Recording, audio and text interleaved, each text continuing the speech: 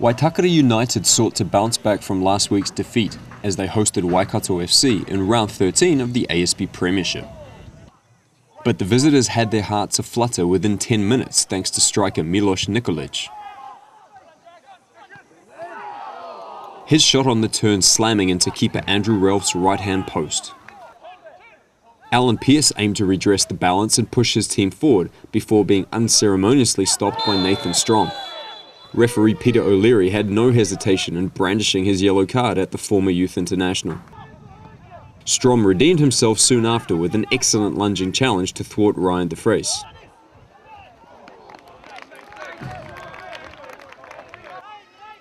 By now, Waitakere had taken the game by the scruff of the neck, and a move sweeping the length of the field yielded the game's opening goal.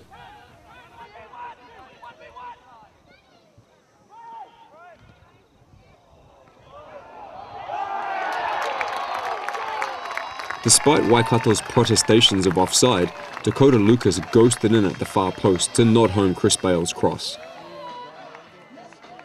United welcomed Martin Bullock back to the starting lineup after injury, and his thoughtful promptings from midfield fashioned the second.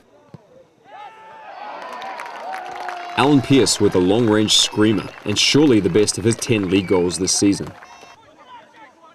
Pearce was looking absolutely up for it in this match, and could have doubled his tally before getting tangled in his own feet.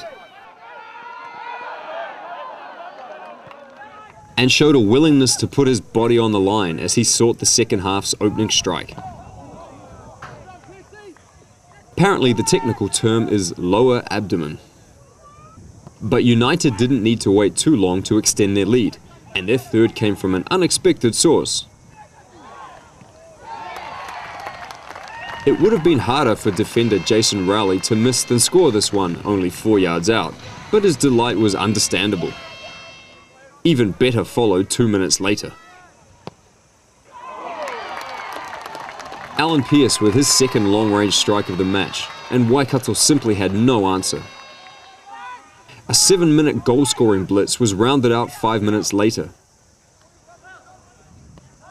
And once again, it was another effort from distance to delight the home support.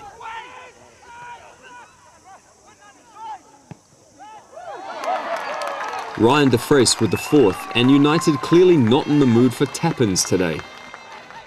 Waikato keeper John Fletcher must have been dreading each wave of white-clad attack by this stage, and at least got some relief as Pearce shot wide. United Academy graduate Andrew Ralph had replaced Danny Robinson in goal, but was untroubled by this shot from Nikolic. And it hardly hindered Waitakere's flow, as another fast break passing movement teed up Luke Adams. A quickly taken free kick allowed Jason McKeown to deliver a teasing cross for Nathan Palmer.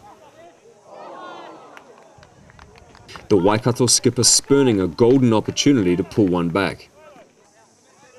He'd regret it even more minutes later as Waitakere sub Michael Gwyther made a fairly dramatic entrance. His first involvement in the match was this neat touch and finish, United emphatically burying the ghost of last week's loss. Chris Bale then took advantage of Waikato's Red Sea impression by running half the length of the field unimpeded. The visitors finally got on the score sheet. Milos Nikolic's long-range strike was too hot for Ralph to handle, but scant consolation in reality.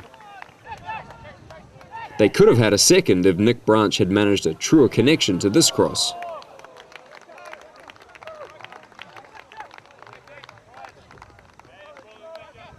While Waitakere sensed more goals could come in this one, and another probing Gwyther run broke to Jake Butler. The central midfielder unable to guide his shot on target.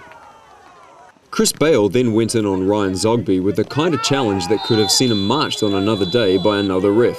Hard to understand when you're 5 goals ahead. Zogby offered Nikolic the chance for a second late on, but this kind of summed up Waikato's match. Waitakere happily back to winning ways and firing a shot across the bow in preparation for next week's O-League showdown. At Fred Taylor Park, it finished Waitakere United 6, Waikato FC 1. It's always good to get back to winning ways, and especially with a 6-1 result. We were a little bit down after last week, and we definitely need to pull out a performance today, and thankfully we got one. We still had quite a bit of belief in ourselves. We did lose quite a few people to injury, and we had a couple of older heads come back into the team, which really helped.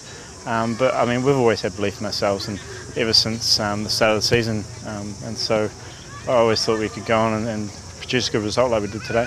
It's quite good to finally get a goal outside the box, because most of my goals have been inside the box, and it was good to get a good little strike there, and a free kick, which hasn't been too many this season. So yeah, it's been good. Winning 6-1 today is huge, a lot of confidence going into that. So hopefully we go out there and win. Last time we were at Kiwi Street, we won. I mean, we've still got belief, and I think we can do it.